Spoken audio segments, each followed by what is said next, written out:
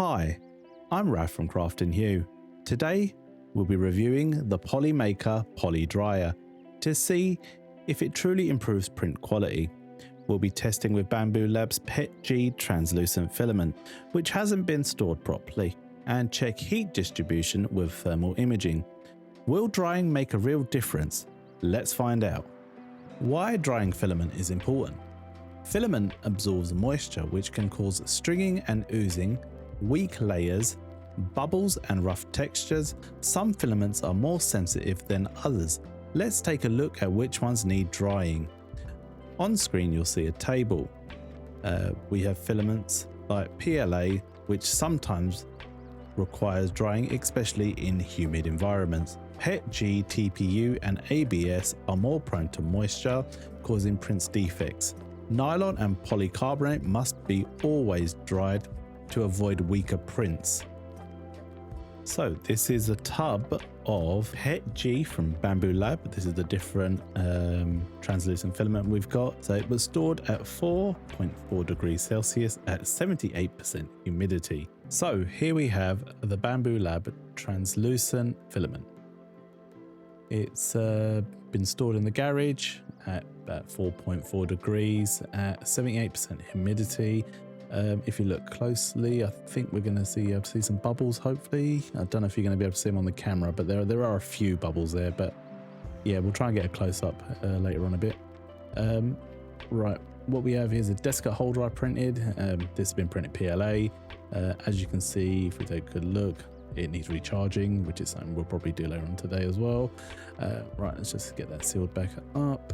And all right, let's get this put to one side, and let's now move on to the PolyDryer box and the PolyDryer. So it's the PolyDryer box. Inside we have a tube and some instructions and a bit of magic. Everything's out and the box is sealed. A bit more magic. And we now have the PolyDryer. So this is just the storage tub. Yes, it does look like a cereal box, but we're going to look past that. Right, let's just get this bit of plastic off, and right, let's just undo these clips. They are quite stiff, so that probably does make a good seal. Right, we've got another bit inside. So inside we've got two rails, and we have a hole for feeding the filament through, and inside we have two runners for the filament to sit on. They basically just run a bit of metal bar with two bearings. We've got the feet, two of those. Right, let's get them out, and they basically just got a little O-ring. That just gives them a nice little seal. Right, and then we've got the lid. The lid's got a rubber seal as well. Just get all that chucked to one side. Right, in this box here should hopefully be the hygrometer. Right, yeah, okay, that's the center bit, so the filament can sit on that, so that just makes it run a bit smoother when you got the filament in. Right, here's the hygrometer. It's got a little tab, just pull that out and then it'll come on. So in this tab you can fill it with Desicca, and they did provide some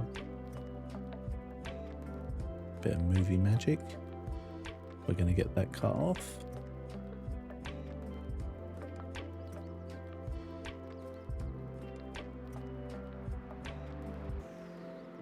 And then we can start pouring some Desicca in there. Right, let's just get that filled in. I mean, one thing they could have added, maybe, was a bit of a funnel or some way of actually getting this in. Right, let's get the lid put back on.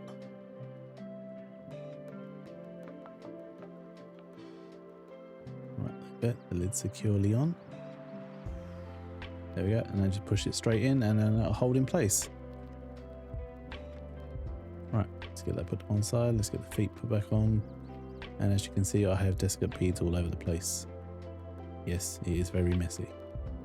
Right, let's get this lid put back on, and let's get it all clipped up. Right, yeah, I'm quite happy with my Polymaker dryer tub. Right, now we're onto the actual dryer. Right, so dryer box. So let's get that tab opened and lift this bit. Ooh, happy printing. Right, let's get this box opened. Lift this tab. Break the tab. Right, there we go. And everything's just falling out. Right, we got a tube. So that's just to feed the filament through. And we got another set of instructions. And we have a slightly heavier dryer box. So let's take that out. Let's get this box sealed. And all to one side.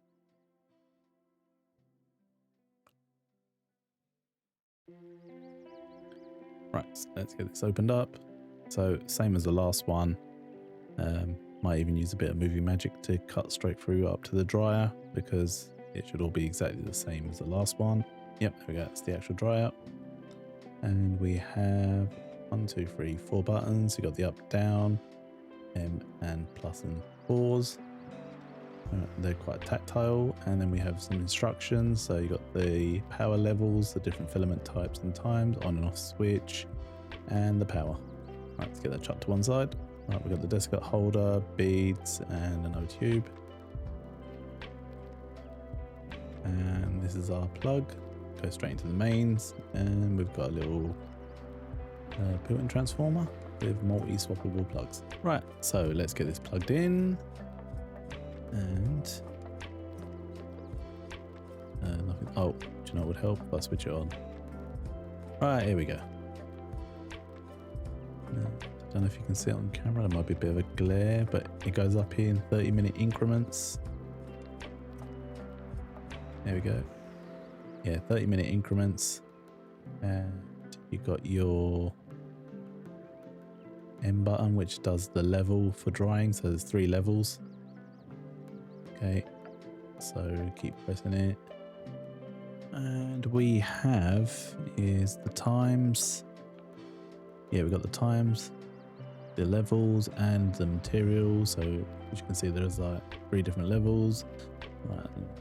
Looks like you can just cycle straight through. And so you got the 30-minute increments like I was saying. So hopefully there's no glare now. And then you got the start dryer, and it says drying at the bottom. And I can feel heat coming out of one side and suction on the other. Right, so what I might try and do, yeah, you can feel it. Not very strong. Right, let me put that down, and then what we're going to do is we'll do. I'm going to try and do some sort of like sound test. Maybe what we'll do.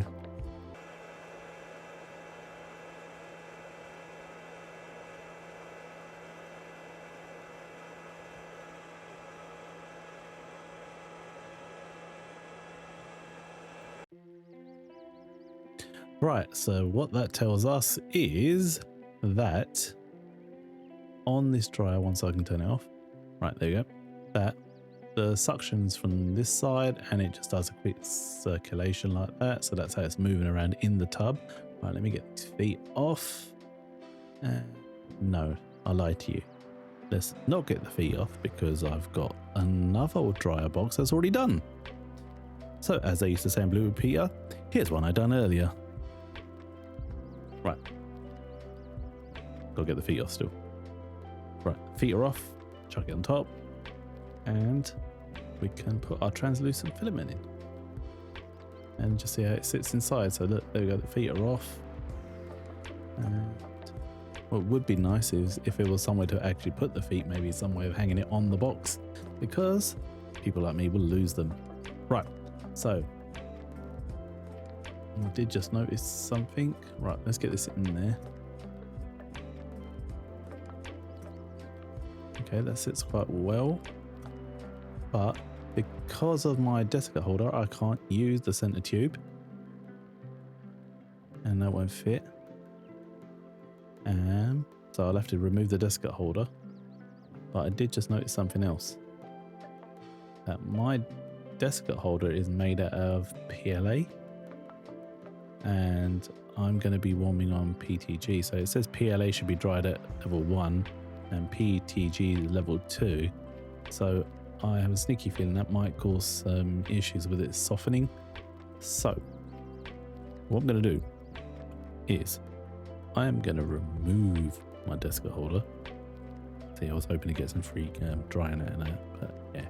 Right, let's get that off, and we'll get the little tube put in, and we'll get my little clip off as well. No, just lost a bead. Let me grab that. No, gone up, found it. Alright, then let's get that slipped in. And that's all you do. And that, ladies and gentlemen, will give you a smoother transition. So I'm going to get rid of this clip as well, because that's also PLA. Just slip that through there.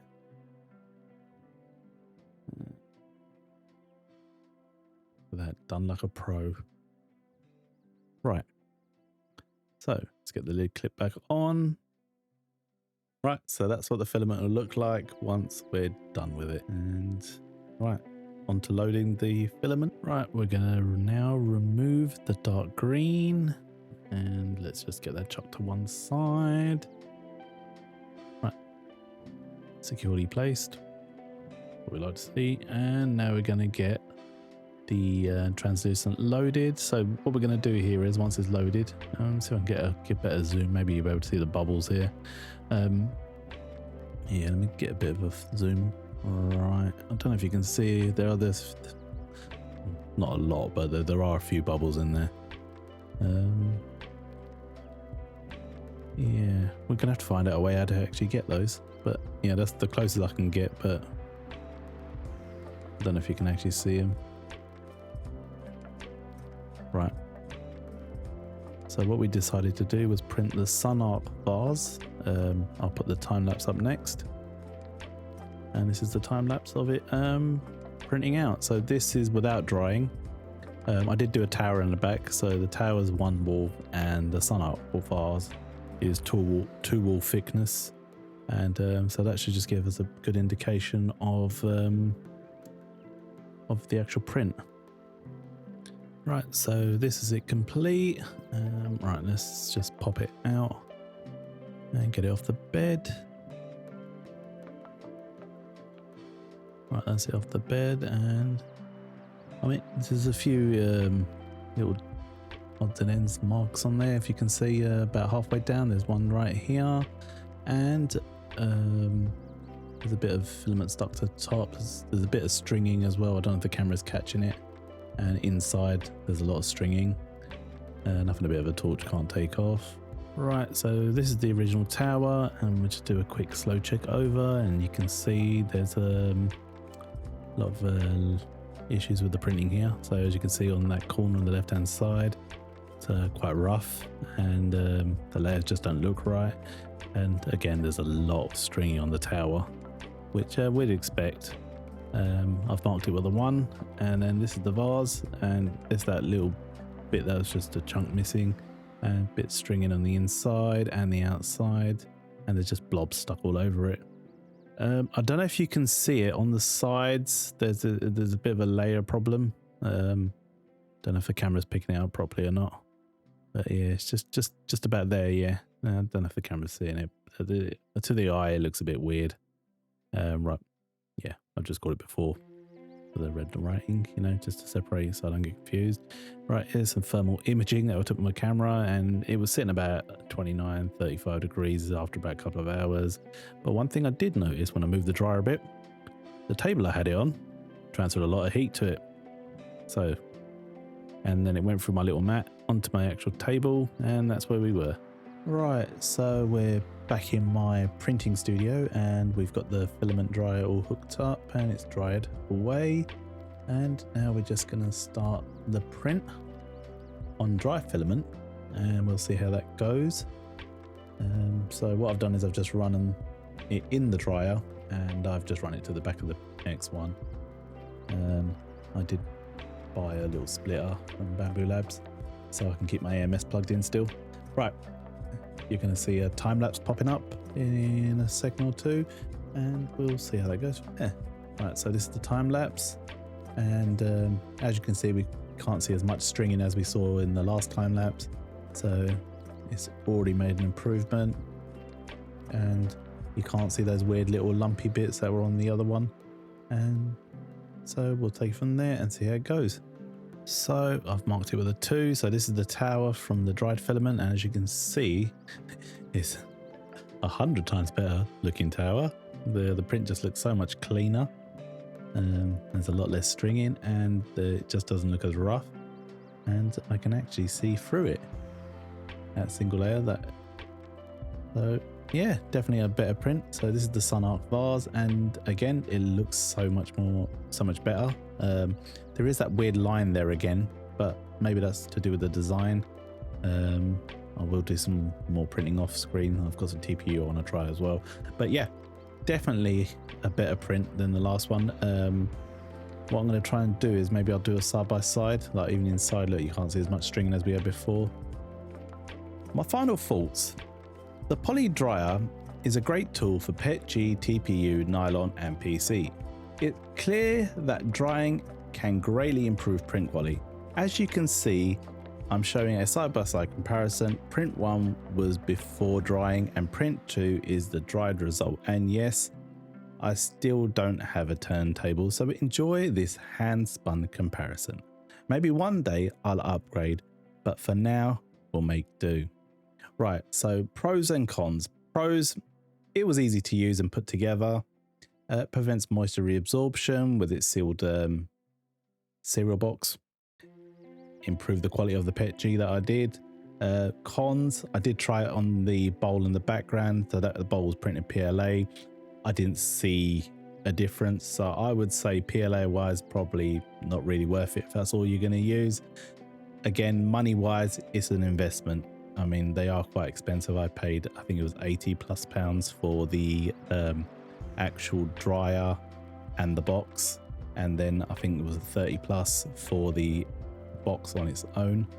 That is quite an investment, especially if all you're going to be using is PLA. Again, this is not a sponsored review. We did purchase these ourselves. Do you have any filament drying tips? Share them in the comments. And if you did find this helpful, hit the like and subscribe button. Thank you for watching Craft and Hue, and happy printing. And if you're watching this video to the end, congratulations. The first 10 people are going to get a 20% discount off of Craft and Hue's website. I hope you enjoy. Thank you and bye.